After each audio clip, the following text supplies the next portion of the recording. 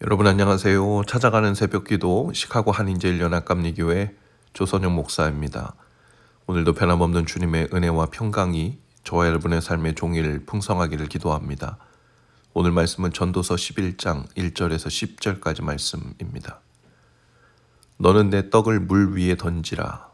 여러 날 후에 도로 찾으리라. 7에게나 8에게 나눠줄지어다. 무슨 재앙이 땅에 임할는지 내가 알지 못함이니라. 구름에 비가 가득하면 땅에 쏟아지며 나무가 나무로나 북으로나 쓰러지면 그 쓰러진 곳에 그냥 있으리라. 풍세를 살펴보는 자는 파종하지 못할 것이요 구름만 바라보는 자는 거두지 못하리라. 바람의 길이 어떠함과 악이 벤 자의 태에서 뼈가 어떻게 자라는지를 내가 알지 못함 같이 만사를 성취하시는 하나님의 일을 내가 알지 못하느니라. 너는 아침에 씨를 뿌리고 저녁에도 손을 놓지 말라. 이것이 잘 될는지 저것이 잘 될는지 혹은 둘이 다 잘 될는지 알지 못함이니라. 빛은 실로 아름다운 것이라 눈으로 해를 보는 것이 즐거운 일이로다. 사람이 여러 해를 살면 항상 즐거워할지로다. 그러나 캄캄한 날들이 많으리니 그 날들을 생각할지로다. 다가올 일은 다 헛되도다. 청년이여 내 어린 때를 즐거워하여 내 청년의 날들을 마음에 기뻐하여 마음에 원하는 길들과 내 눈에 보이는 대로 행하라. 그러나 하나님이 이 모든 일로 말미암아 너를 심판하실 줄 알라. 그런즉 근심이 내 마음에서 떠나게 하며 악이 내 몸에서 물러가게 하라. 어릴 때와 검은 머리의 시절이 다 헛되니라. 아멘. 1절에 나온 말씀, 물 위에 떡을 던져라. 그러면 여러 날 후에 도로 찾으리라 라는 말씀은 이스라엘에 있는 오래된 속담입니다.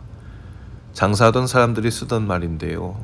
옛날에 거상들이 배를 갖고 다니면서 무역을 할 때 배를 타고 무역하는 것은 참으로 위험한 일이었죠. 큰 풍랑을 만날 때도 있고 또 해적의 위험도 있었습니다.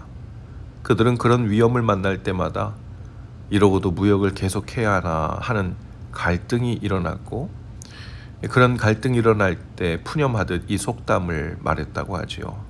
그럼에도 불구하고 위험을 무릅쓰고라도 무역을 해야 얻는 것이 있다는 의미로 물 위에 떡을 던지듯 무의미한 투자처럼 보이지만 반드시 나중에 도로 되찾을 것이라는 것을 그리 표현한 것이라고 합니다.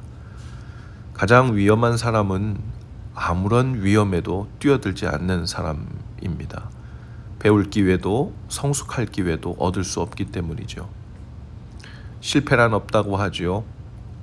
포기하지 않는 한 실패는 없고 오히려 어려운 일일수록 실패하더라도 좀 더 잘 실패하는 과정을 목표로 삼고 반복하면 점점 더 보완하고 배우는 일을 통해서 성공에 가까이 가는 과정이자 스텝이 될 뿐이라는 겁니다.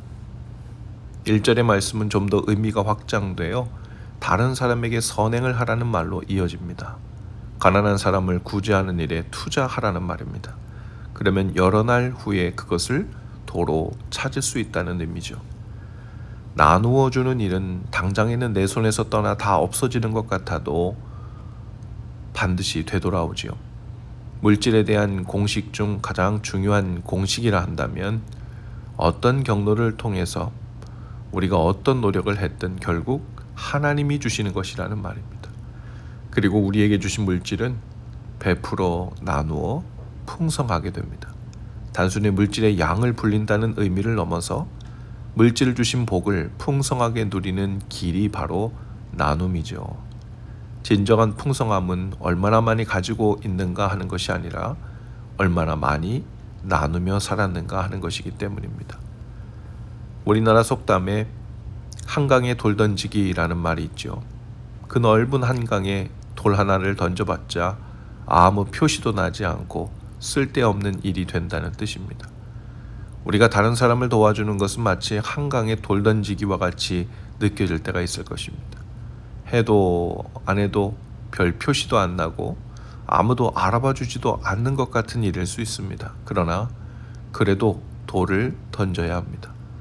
작은 것이라도 이웃과 나눠야 합니다. 하나님께서 보시고 하나님께서 갚아주시기 때문입니다. 하나님이 반드시 그 돌을 한강 속 깊은 바다 속에서도 되찾게 하시는 분이시기 때문입니다.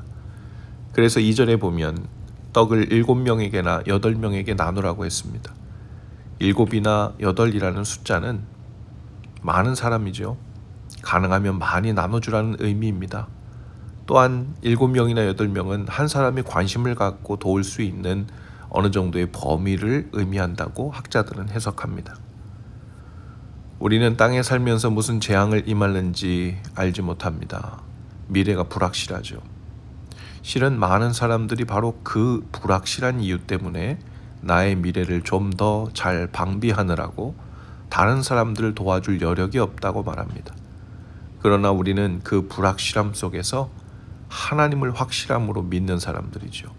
그 모든 불확실함 속에서 모든 것을 아시고 계산하시고 운용하시는 하나님의 전능하신 손길을 신뢰하지 못하면 나의 계산과 불안을 떠나 남을 도우며 산다는 것은 정말 불가능한 일이기 때문입니다.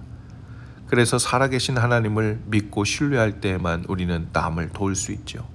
내가 가지고 있는 것은 다 불안정하지만 하나님께 맡긴 것은 모두 안전해지기 때문입니다. 요즘 가장 수익률이 좋은 주식에 투자하는 것에 사람들이 불을 켜는 시대입니다. 그러나 가장 확실하고도 안전하게 가장 큰 수익률로 우리 삶 전체를 커버해 주시는 일은 바로 그 뜻을 따라 남을 도우며 사는 일입니다. 바로 하나님께 맡기고 하늘 보화를 쌓아가는 일이죠. 3절에 보면 구름이 비가 가득하면 땅에 쏟아진다고 했습니다. 우리가 남을 도와주면 그것이 쌓여서 언젠가는 또한 또 다른 은혜의 비가 되어 내린다는 의미입니다. 또 나무가 남으로나 북으로나 쓰러지면 어디 가지 않고 그냥 그곳에 있다고 했습니다. 나무가 쓰러졌다고 해서 그 무거운 것이 어디 가는 것이 아니죠. 어느 쪽으로 쓰러졌든 상관없이 우리는 그 나무를 이용할 수 있다는 뜻입니다. 예수님은 누가복음 6장 38절에서 이렇게 말씀하십니다. 주라, 그리하면 너희에게 줄 것이니 곧 후히되어 누르고 흔들어 넘치도록 하여 너희에게 안겨주리라.